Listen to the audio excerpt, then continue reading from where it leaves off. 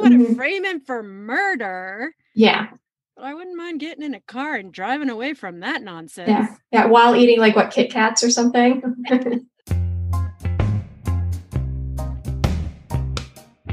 Gillian Flynn's Gone Girl is a thriller about the terrible secrets that can hide in a marriage. And there's not a whole lot more I can tell you about the plot without giving away the twists. But I assume you know a little bit about what happens. This is a book that everyone loves, hates, or loves to hate. Hello and welcome to The Best Book Ever, the podcast where we get to know interesting people by asking them about their favorite book. I'm your host, Julie Strauss, and I am delighted that award-winning thriller author V.P. Morris joined me today to talk about these extremely unreliable narrators, why shady women are so interesting, and the matchless twists and feminist manifestos that Gillian Flynn surprised us with in this taut psychological thriller. Now, I have to give you an official spoiler warning. We decided that there really is no way to discuss this book without discussing the plot twists. So if you have not read Gone Girl, I suggest you go do it now.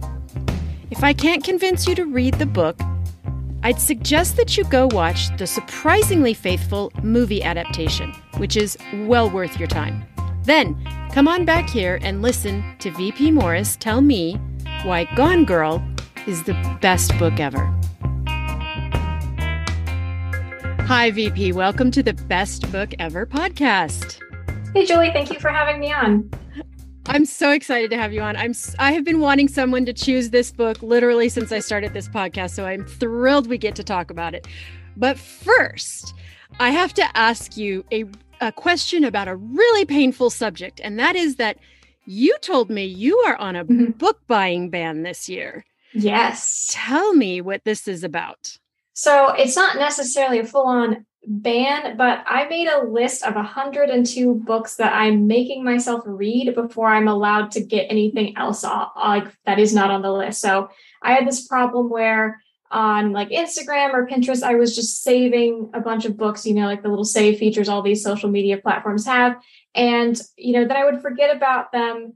And, then they would pop up in my feed again, like 4 months later. And I was like, oh, crap, I meant to read that book, or like suddenly everyone's talking about it. And I was like, oh, I forgot. I saw the pre-order and it just slipped my mind. I saved it and then forgot it.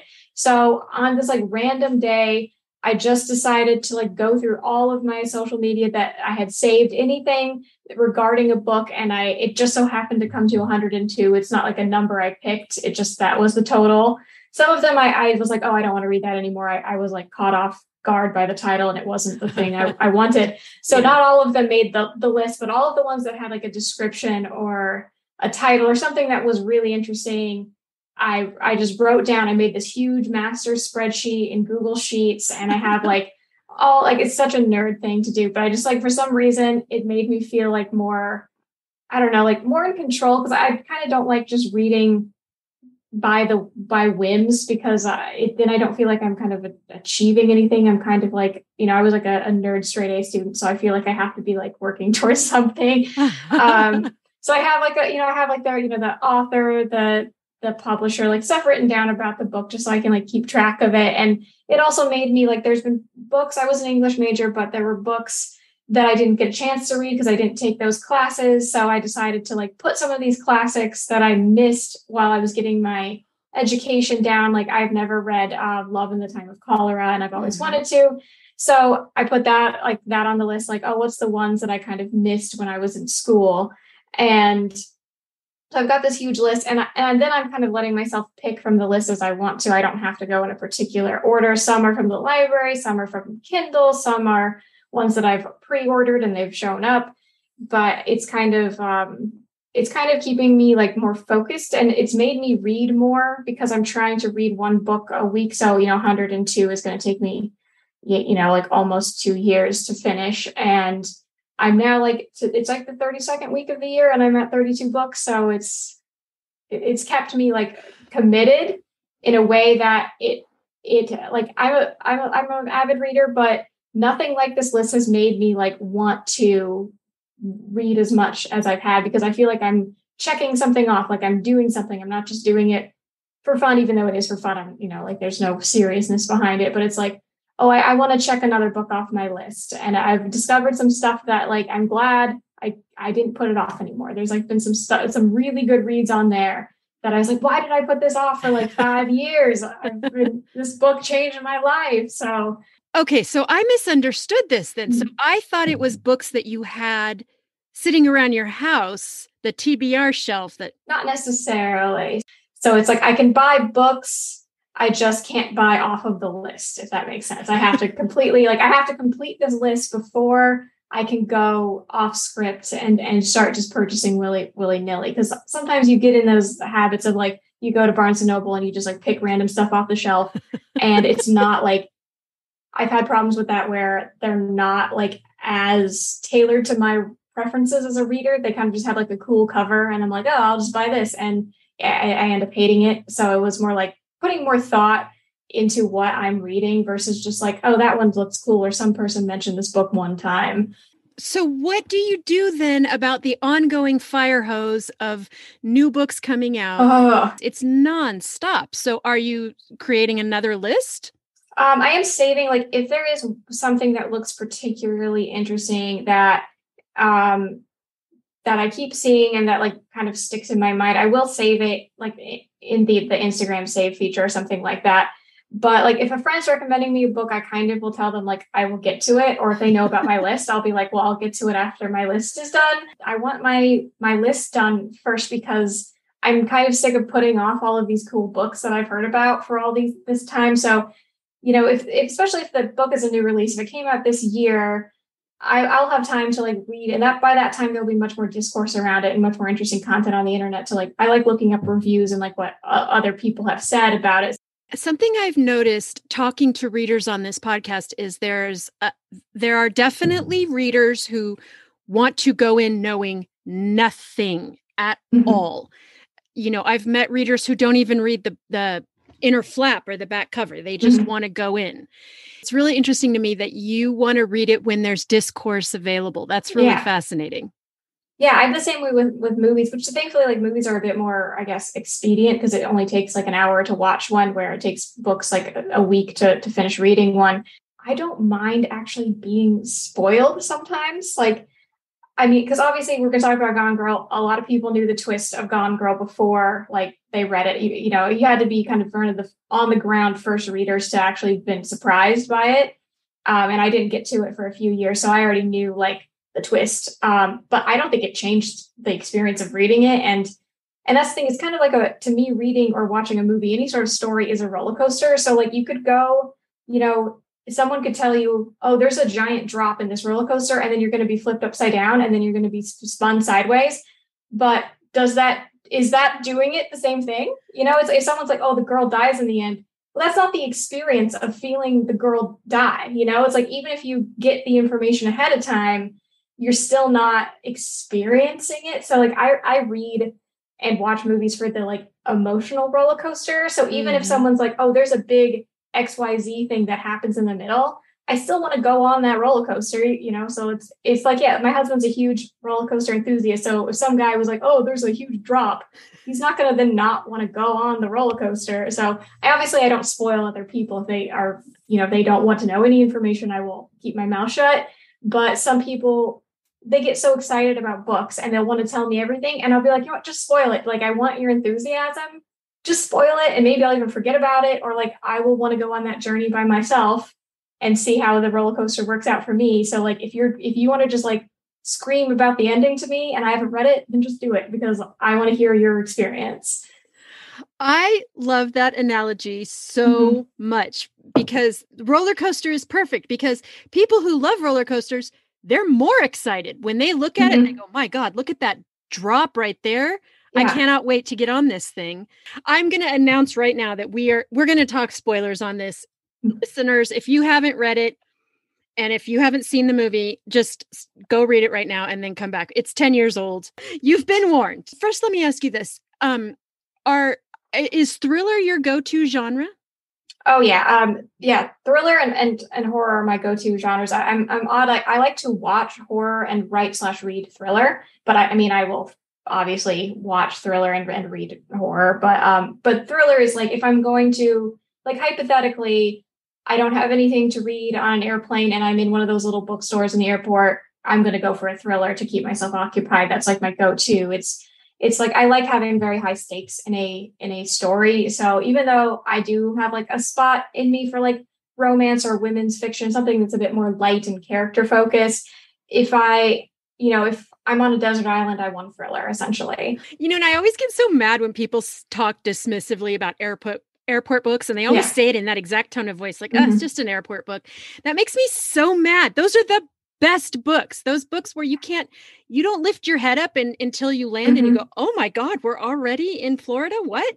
Yeah. I mean, also it took the same number of hours, most likely, for that author to create their airport book. So just because it may not have won a Pulitzer doesn't necessarily mean that it's that it's cheap, or that it's, it only took the author like 3 hours to write. Like, the amount of love and care that goes into anything that's on any shelf anywhere is a lot. So I don't really talk down about where the book was purchased, or if it's like, oh, it's book club, or, oh, it's women's whatever. Like, it took the same amount of effort, generally speaking, for that author to make it. So like, I think it still deserves respect, even if it's something that you hate. So, and you know this well because you're also an author. Can you tell us a little bit about your own work?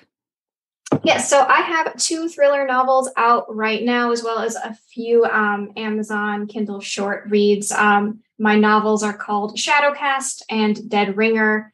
The first one, Shadowcast, is about a young woman who starts a true crime podcast to find out what happened to her best friend from high school who went missing.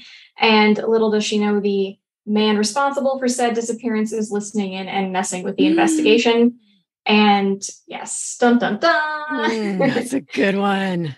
Yeah. And it's that one. That was my first release. And it has like over 500 reviews on Amazon. It kind of not necessarily blew up in like a huge Gone Girl way, but it got a lot of like really good reviews. So I'm very proud of that one. And I just recently released Dead Ringer. It only came out a few months ago. And it's about a young woman who's led a hard life, a lot of low-level crime. She's got a record, a bad reputation, and she decides that she's going to take over the life of a dead girl who looks just like her. And so she infiltrates this this wholesome cheerleader, all-American girl who's a few years younger than her, goes to high school, and it turns out that girl's family is hiding like a really messed up, deadly secret. So now she has to like hide her fake new family secret and make sure that they don't find out who she really is. Oh my God, those both sound so good. Which is I'm going to do the thing that the movies do, based off of a true story, even though it's a very small asterisk. No. Yeah. That second one is based on a true story? Not the insane part about the family, but there has actually been, back in like 2016 or so, there's an article that came out in the Atlantic about, there was this like random little like trend of adults faking their identification to go back to high school to relive their glory days. Yeah. What the hell? It's kind of sad. It was mostly men who got injured doing like college ball and wanted to play like football with young, they were like 20 and they wanted to play football with 16-year-olds and be like, I'm the man, because they're 4 years older and they're bigger and they're stronger, but they're not good enough to make it to the pros. And then there was this case of a young woman who had her daughter at 15. She had to drop out of high school. And she switched identification with her daughter after she became a teenager because she wanted to relive her high school experience that she missed because she got pregnant so young. And I kind of like, even though there's no pregnancy in this book, I liked the idea of someone who like had a rough life and is using high school as like a way to kind of like, I don't know, rebuild their reputation or like try to get another start on life. Unfortunately, the woman was caught and it was clear that she was not a teenager, but I was like, well, what if I take this to the extreme of like, what if someone really infiltrated like a teenager's life and was just like an adult in a high school and no one caught them? Like, that would be crazy. But yeah, it's a way, like, I find horror and thriller to be very empowering for women. I think that like writing about like, which I mean, we'll touch on, we talk about Gillian Flynn because she kind of feels the same way, that like society expects women to be like good and men to be like the evil perpetrators. And it's kind of nice to let sort of that kind of like id part of your psyche out in your writing because it's less socially acceptable for women to be like physically aggressive or to be verbally aggressive. So it's kind of nice to write a character who does crazy stuff because, you know, there's less opportunity as a small woman to be like, get in a bar fight or do various other crazy things that like a 6'5" jacked dude could do that I can't without dying. Yeah. My friends, I know you've just barely settled into your pumpkin spice latte season, and now I have the audacity to point out that the holidays are coming upon us fast. I'm hard at work on my 3rd annual Kids in YA gift-giving episode, where I interview a bunch of young people about books, and I would love to talk to your favorite young reader. This is my most popular episode every year, and my favorite to record because kids are my favorite people. If you know a young person, ages 5 to 20, who would like to tell me about a book, I would love to talk to them. Check the show notes or go to my website, bestbookeverpodcast.com, and click on the button that says, Be a guest on the 3rd annual Kids YA Gift Giving Guide. I can't wait to hear from you. Now, back to the show. Do you remember how you first came across this book? Yeah, I actually remember my aunt was like, you're going to like this book. I was in college for English Lit and I was just like, I'm busy reading like medieval texts. I do not have time for like trashy thrillers because, you know, I was at that point where I was like, I'm too cool for everyone because I'm reading stuff from the 15th century. Because me and my friends are giant English Lit nerds and we're, you know, we like to, like, to this day, I still send my English Lit friends like Shakespeare memes and various other like nerd related things. So at the time I was like, ugh, like, what does she know about? You didn't read airport books in those days. I was like, I am too busy reading The Master and Margarita. I don't have time for this. Right.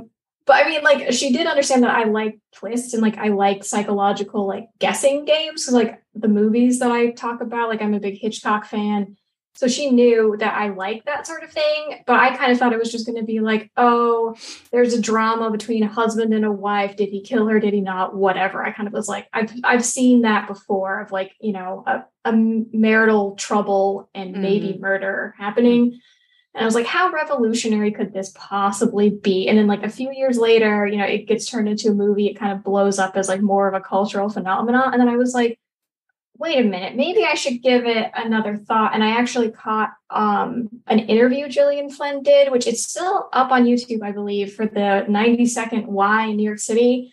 And she was talking about how she writes her female characters and how she likes them to exist in a world of gray, that they're not these like damsels that need to be rescued, or they're the shining light that can like redeem the man, which we see a lot in fiction of like the girl is so pure and so innocent and sweet. Of course, she can save, like make the bad guy not be bad anymore. But she doesn't want them to be these like kind of femme fatale one note villains that are like, oh, evil, like Ursula from The Little Mermaid. She didn't want them to be these like harpy villains. And that all of her female characters and all of her books, or the main characters, are in these shades of gray, that they do redeeming things and they also do some really slimy, gross, awful things. And she wanted them to feel like real troubled people. And I was like, that's what I want to both read and write. So I caught that and I was like, you know what, I think I should finally give her writing a chance. So now I've read everything that she's written as far as I could find. And I just love that. I love the way she went about character. If you were to hand this book to someone who hadn't read it, how would you summarize it for them? I would say it's like a murder mystery that gets interrupted halfway with like a feminist manifesto. and or like, honestly, like the switch from like, you know, I think this man may kill me, to like being on the run. It's like that record scratch moment in like 90 sitcoms of like, how did I get here? I like that. Like, it also like the second half of the book, or when we get Amy's perspective, is like if you took a femme fatale from like an old school noir and you actually gave her a real backstory. That's what I think it is. It's like a flushed out femme fatale. I think if I had to give it like a 3-word like elevator pitch, that's what it is. So it's like Amy is clearly bad for everyone. She's not a nice person. She's got problems. But if a man or another type of author got a hold of Amy, he would just make her this like stock villain that we've seen in various other detective or mystery things, where it's the really hot chick who walks into the office and is like, I need help. I need a detective. And it's like, oh, it was me all along. Ha ha ha. And tries to shoot him. And you never get her motivation other than maybe she wanted money. Maybe she wanted fame. Maybe she wanted attention. But that's it. It's like one note. But Amy is super complex. So like she's actually a real person under the femme fatale, and that there's actually like societal things, her own parents even, that have pushed her to be that like stock character. And like there's even a moment where she's saying to Nick about being the nagging wife, like, don't make me be this person. Like, don't make me take on the stereotype of the nagging wife. And it's like, every other person in her world has made her take on a role. So it's like her parents made her be Amazing Amy. Various other men have made her be the cool girl. She like had to perform the role of like perfect wife. So, and then she's like, I'm going to perform the role of like missing wife. So I like that we get to understand that like everything she does is an act, or that it's kind of like other people expecting her to be a certain way. And that it's not just her like sitting alone in a dark cave being like, oh, I'm going to be the evilest woman in the world and I'm going to frame this guy for murder. Like there's other forces at work. That cool girl manifesto. Yeah. Every woman felt that to her bones. And I think she does a great job of absolutely playing with all of those things of when you realize that Amy is very, very bad. It is such a shocking moment because we are so trained by this. If they're a perfect all-American couple and she's this beautiful, slim, blonde woman, obviously she's the one who is suffering the abuse. And that flip mid-book, when you realize how we've been played into your own gendered expectations, I think it is the most magnificent twist. Yeah, and it's all her doing, because like there have been other books where like you think the victim is dead, but then it's like, oh, she's like been kidnapped, then the agency is gone. Like so like the kind of paradigm that I've seen in like mystery novels is like a woman goes missing, she's either kidnapped or dead, and there's no like the chances of her being the perpetrator is like none.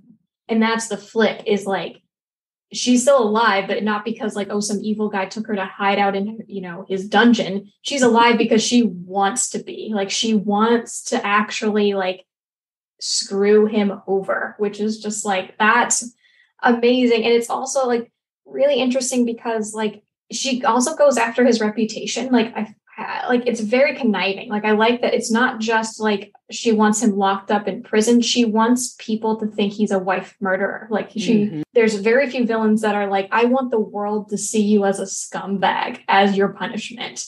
And like, I don't even care too much about the physical like ramifications. Like you can continue being alive. Like at the end, she very clearly could kill him at any time she wants to. Like it's been clear she's capable of anything. But she keeps him alive because she wants him to have to live with the reputation she's created as like a guy who was like wrongfully accused, and now that's his narrative. It's like she wants to be in control of the narrative. And I like that about her, that she's smarter than a lot of other villains who kind of just care about the short game. Yeah. What is terrifying is that pre-calculation.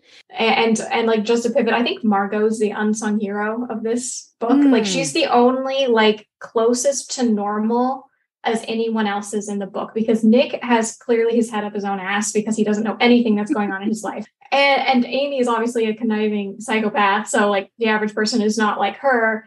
Margot's the only one in this book that has like her head on her shoulders and is like, this isn't right. What's going on here is wrong. And Nick's like, it's fine. Like, no, it's not fine. So she's kind of like the audience surrogate, or like the only person who acts like a normal human during all of this. Yeah, sort of a tonic to, because otherwise you would really feel like you're just in a fun house. Even the lawyer who's trying to help him, you know, he's such a flamboyant character. Yeah. I mean, most people involved are kind of nutty. Right. He clearly doesn't care whether or not his client is actually guilty. He just wants to win, or he wants to like show off to the world that he can like get anyone out of anything. Like everyone has their own like shitty agenda. And actually it's kind of interesting that like when crime happens, people don't just like, even though they might drop everything to help, like all those volunteers, they all have like a motive to get their 15 minutes of fame, or to be like, oh, I was there when they found the body, or I was there when he confessed. Like people have their own little motives. And I think the way the writing is really shows that like some of these people who have good intentions are really like not great people too. Okay, I want to read you this as I was getting ready to talk to you, because I also like to go on and read reviews and conversations and things. And I love an unreliable narrator. But I read this great analysis that says this: the book has 2 Nicks and 2 Amys. Real Nick, who's just a regular guy; fake Nick, who's the cool guy who seduced Amy; fake Amy, who's Diary Amy, the nice goody two-shoes girl; and then real Amy, who's the conniving mastermind. And then if you think of it that way, and then you realize that real Nick was attracted to fake Amy, real Amy was attracted to fake Nick. Real Nick and real Amy hate each other. Yeah. But also can't live without each other because they are the only ones who understand each other. Yeah. And interestingly enough, because like we don't get, we're only getting their perspective. Amy never stops to think that maybe men get pressured to play the cool guy. I mean, obviously there's a bit more sexism towards women playing the cool girl, but she kind of is like, I had to put on this role for you. Like, how dare you betray me? But maybe he's thinking like he doesn't have the same intellect or the same depth to him to think about that, even though there's a point where he does kind of acknowledge that he had to put on a bit of a show to get her attention and woo her. He doesn't give it a character. Like he doesn't have a cool guy monologue, but I feel like a smarter man could have articulated that maybe to get, this gorgeous woman who comes from money, he had to be this like mysterious Playboy-esque type figure to get her. And maybe there are men out there who feel the need that they have to lie about who they are to be viewed as attractive. And maybe that's like almost like an inverse sexism. Maybe there's something that we put on men that they have to be perfect too in a different way. And I think we've talked a lot about the movie in this conversation. And I think that actually speaks to the fact that this is one of the rare instances where the movie got it right. And I mean, obviously there are some small subplots that were left out, but for the most part, I thought this movie nailed it. Yeah. Were you happy with it? Oh, I'm very happy with it. It's one of my favorite movies, and David Fincher is probably my favorite director. And the story, it is very, very close to the book. They only cut out what is unnecessary to tell the story. I kind of hate when there's too much liberty and all of a sudden things are like completely different. The characters are different. Like the most recent Persuasion catastrophe. People are so mad about that. I am mad. I got 10 minutes into it and I was like, I hate this so much. I can't. So V, tell me what you're reading these days. So I just started, I'm only a few pages in to When All the Girls Are Sleeping by Emily Arsenault. And it's like a paranormal YA thriller of a boarding house that's like haunted or may not be haunted. I have not yet found out, by the ghost of a girl who died on the premises like the year before or 2 years prior. And so I really like, even though I don't write a lot of paranormal, I like paranormal stuff. It actually really gets under my skin. I was really dumb when my husband was on a business trip. I read Home Before Dark by Riley Sanger and I was really dumb. I was like, I should not read this book while I'm alone at home in the dark. I was getting creeped out. Yeah. I'm also reading a nonfiction book called How to Decide by Annie Duke, and it is blowing my mind. It's like the best self-help book I've ever read in my entire life. And I'm only like 25% of the way through. So Annie Duke, for those who don't know, is the most successful female poker champion in the world. And she has like a PhD or a PsyD in cognitive psychology, I believe. And so she is a expert on decision making.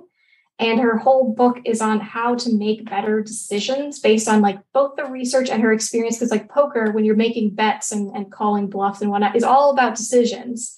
Yeah. So she's using both her research and her experience as a poker champion to tell you how to make better decisions. And it's not as like, it's not what you think it is. It's one of those things where you think it's all about the outcome, but it's not. It's all about the process that you use to make the decision. So it's really like the example she uses is like, if you run a red light and you don't get hit by a car, was that still a good decision? No. So it's like the outcome was fine. You lived, you got to your location faster than you normally would have, but would you recommend that to somebody else? The answer is no. So it's kind of like, what was the process that led you to make that decision? Because the outcome could be a million things. Like if you decided to brake at a stop sign and some drunk guy hits you, was you braking at a stop sign a bad decision? No, you were following the rules of the road. And generally, that's a good decision. It just so happens that this one time luck got in the way and something bad happened to you. So it's teaching you to not focus on the outcomes of your decisions and focus on how you got there. So I recommend like anyone, I'm assuming a lot of your listeners are obviously book lovers, and we tend to get in our heads a lot and we tend to like overthink. Like, we might think about, I shouldn't have said that embarrassing thing at like in gym class when I was 14. Like, we tend to go back and like harp on decisions that we've made if we're very introverted or introspective. And this is like kind of helping me let go of like, okay, maybe I didn't make the best decision however many years ago, but like, here's the thought process that led me there. And maybe I can tailor it to make that a better thought process in the future. I haven't finished it, but I'm already giving it like the big seal of approval. All right. Will you share with our listeners where they can find you? Yeah. So I have a website, vpmorris.com. You can find my books, like I said, on Amazon and on barnesandnoble.com. I'm on both Instagram and Twitter at TWriteRepeat, which is like the drink and the thing you do with your hands writing. So TWriteRepeat, and then at VP Morris Writer on Facebook. Super. Well, I want to thank you for joining me today. I want to thank you for choosing this book. I have been really eager to talk about this book with someone. And as it turns out, I'm thrilled that I got to talk to a thriller writer about this work. It's absolutely perfect serendipity. So thank you so much for joining me today. And I hope you'll come back anytime you have a book you want to tell me about. Awesome. Yeah. Thank you for having me. It was super fun talking about it. Now, I know y'all have a lot of opinions about this book, and I can't wait to hear them. Let me know your thoughts over on Instagram at Best Book Ever Podcast. Links to everything we discussed are in the show notes or at my website, bestbookeverpodcast.com. If you enjoyed today's episode, please share it with your favorite thriller-loving friend and rate it on your favorite podcast app. Thank you for joining me today, and I will see you at the library. I have to say, you are the first person I have ever met who calls Northanger Abbey her favorite Jane Austen. It's because I'm not like other girls. I'm just kidding. I'm sorry. I had to full circle cool girl moment.